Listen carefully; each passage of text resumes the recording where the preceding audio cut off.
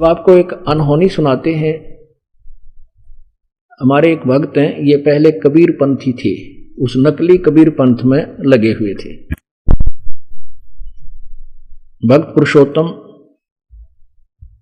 दास और वो बेटी डिंपल इधर आए, एक बार बुला लो उनको। ये पहले भक्त पुरुषोत्तम दास कुरुक्षेत्र से, ये पहले लहर तारा तालाब पर जो खरसिया गद्दी से आई हुई एक नकली गद्दी बनी हुई है, वहां से ये उपदेश लिए हुए थे और ये कई पीढ़ी से कबीरपंथी थे। इनके पूज्य पिताजी भी वहीं पर से उपदेशी थे और इनका परिवार भी। और काशी वाले वो वहां के आचार्य थे, इनके घर पर आते थे, बड़ी सेवा इनकी पूजा करते थे। एक दिन कुछ समय हमारी वहां सीढ़ी चली थी कुरुक्षेत्र में, 1 महीना चली थी, क्योंकि हमने वहां सत्संग करना था। 1 महीने में भी उन्होंने बंद करवा दी, जिनकी रोजी रोटी बंद हुई थी। इन्होंने वह सीढ़ी सुन ली एक दिन, इनके तड़फ उठी कि भी ये ज्ञान तो हमने कभी सुना नहीं, और हमारे गुरु लोग तो ये बताते नहीं, हर कबीरपंथी कहलाते हैं। तो ये कहता मैं सोच ही रहा था कि कभी संत कहाँ मिला है, कैसे मिलूं। इतने में मैंने पोस्टर लगा, देखा कि संत रामपाल तत्वदर्शी संत कुरुक्षेत्र में 5 दिन का सत्संग करने आ रहे हैं, 4 दिन का। कहता मैं गदगद हो गया। इन्होंने सत्संग सुना, सत्संग सुनते ही उसी दिन पूरे परिवार समेत इन्होंने उपदेश ले लिया। फिर इनके पिताजी ने भी उपदेश ले लिया। वो बुजुर्ग यहीं रहते हैं आश्रम के अंदर, पुण्यात्मा। और उस बुजुर्ग ने अब इतना कुर्बानी कर दी, इनके 2-3 बेटों ने भी नाम ले लिया। पुरुषोत्तम से छोटा बेटा है रोशन लाल, उसने भी उपदेश ले लिया। एक और भाई है इनका सतपाल, उसने भी उपदेश ले लिया। तो इनके पिताजी ने कहा भी मैंने तुम्हारे लिए बहुत कुछ किया, अपने लिए कुछ नहीं किया अभी तक। तुम्हारे लिए मैंने 10-10 किले यानी 50-60 किले और बना कर दे दिए बेटा। और अब मुझे पता चला कि मैंने कुछ दान पुण्य कुछ किया वहां पर, तो ठीक कुपात्र को कर दिया, वो संत सही नहीं थे। अब मेरा क्या बनेगा? कहा मेरे बाटे 3 किले आते हैं, मैं 3 किले गुरुदेव को दान करता हूं। बोलो सतगुरुदेव।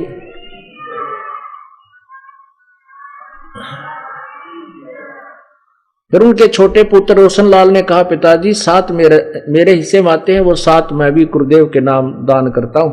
बोलो सतगुरुदेव।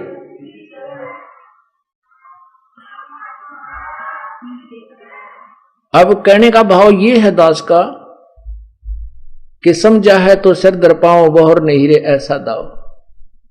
तो इन्होंने उपदेश ले रखा है सन 2004 से। और पुरुषोत्तम दास उस झूठे केस में जो हमारे ऊपर षड्यंत्र रच के हमारे ऊपर इसी कारण से, क्योंकि हम सच्चाई कह रहे थे, उनकी पोल खुला थी, जनता और प्रजा को भ्रमित करके उन दुष्ट आत्माओं ने हमारे ऊपर झूठा केस बनवा दिया और जेल में रहे। ये पुण्यात्मा पुरुषोत्तम दास जी वहां हमारे साथ जेल में भी रहा।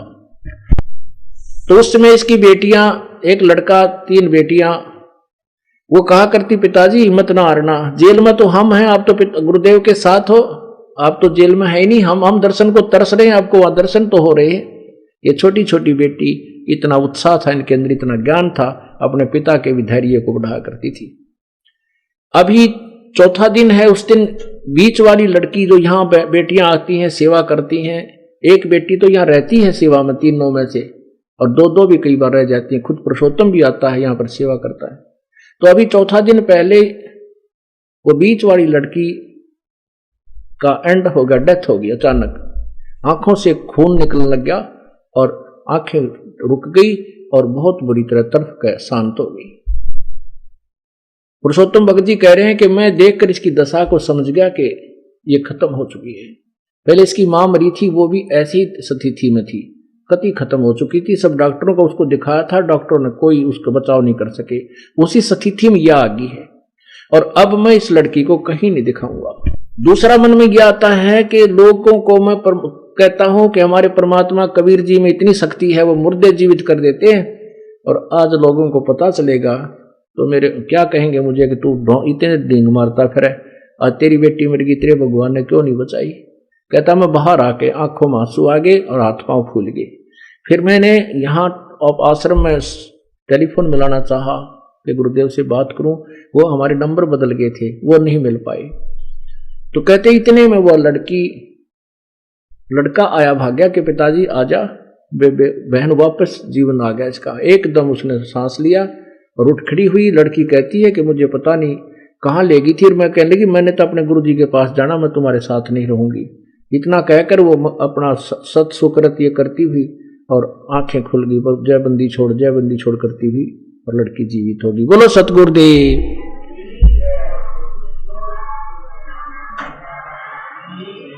अब देखिए ये है भक्त पुरुषोत्तम दास, ये बेटी डिंपल।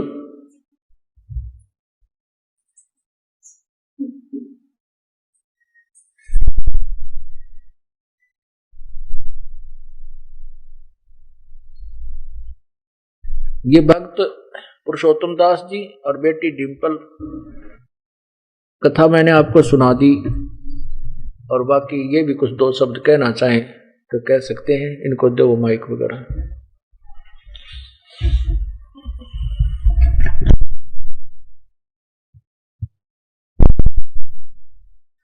सतपुरुष बंदी छोड़ सतगुरु रामपाल जी महाराज, कोटि कोटि प्रणाम। आप कबीर परमेश्वर के अवतार इस रूप में आए हुए हैं। हम सभी आत्माओं की भलाई के लिए दिन रात मेहनत कर रहे हैं, लेकिन हमारे को ये जोग स्वरूपी ये मन हमारे को फिर भी मानने नहीं देता। सतगुरु आपने ये जो अभी बात सुनाई ये बिल्कुल सत्य है। मैंने तो आज छोड़ दी थी कि ये लड़की अब जा चुकी है, अब तो सतगुरु ही इसको बचा सकते हैं। तो सतगुरु मैंने हृदय से प्रार्थना करी, परमात्मा आपसे विश्वास कम हो जाएगा लोगों का, आप दया करो। तो सतगुरु आपने इसको 5 मिनट के अंदर दोबारा फिर जिंदा कर दिया। देव की जय। बंदी छोड़ सतगुरु रामपाल जी महाराज की जय। बोलो बंदी छोड़ कबीर परमेश्वर जी की जय। सत साहिब। हाँ,